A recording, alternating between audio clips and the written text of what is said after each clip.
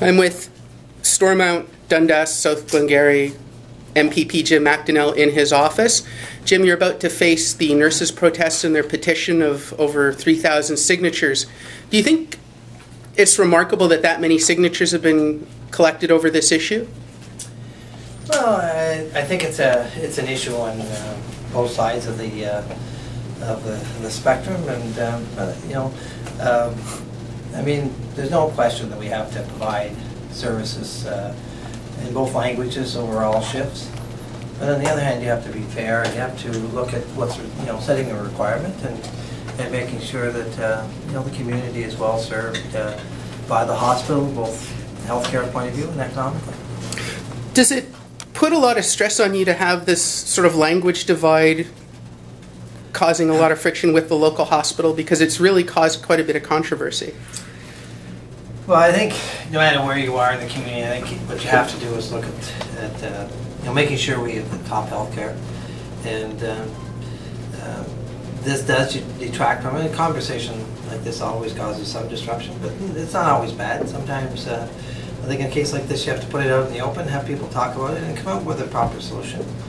And I think that the board of Cornwall Community Hospital are working at putting out their policies that fit really what the community needs and how they can best serve the community with healthcare, which is their top priority. Yeah. When you see a group come up with 3,000 signatures, as opposed to say 6 people that just want your ear and they want you to do something, does that influence or change how you respond to it in any way? Well, I think what you want to do is, no matter, sometimes signatures are easy to get. I don't want to, downplay them, but I want to put them in context. But I think you have to go back to what's fair, and I think from a community this size, and when you look at the demographics, I think that there needs to be some, clear and transparent rules for people that work at the hospital.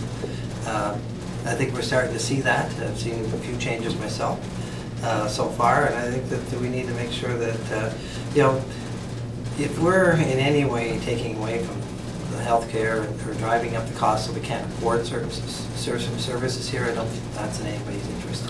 You just mentioned you've seen changes. Can you describe any changes that you've seen? Well, I've seen some of the ads coming out. They seem to be a different tone to them. Okay. In the papers. I've had a chance to talk to the board CAO and chair, and I think that they have really, their concern is about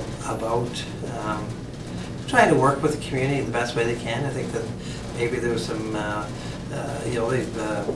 this gives them an opportunity to relook at the rules. I think the minister is give them free rein of really has turned it back to them to decide what the level of services should be here and how best to do that. And I think you need to provide a portion of those frontline workers have to be bilingual, no question.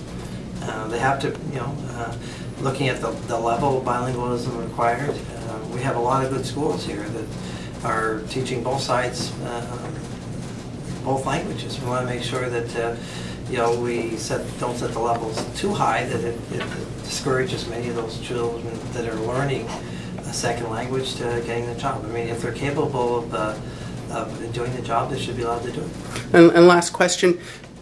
Is that a real concern for you as MPP, having children of families residing here in SD and G having to move away to find jobs because of language?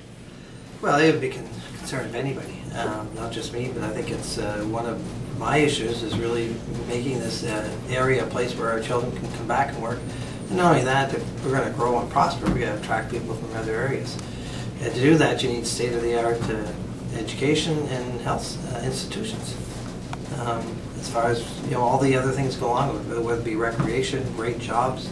So anything that takes away from that, you have to be against. You want you want this area seen as the top it can be. All right, thank you very much.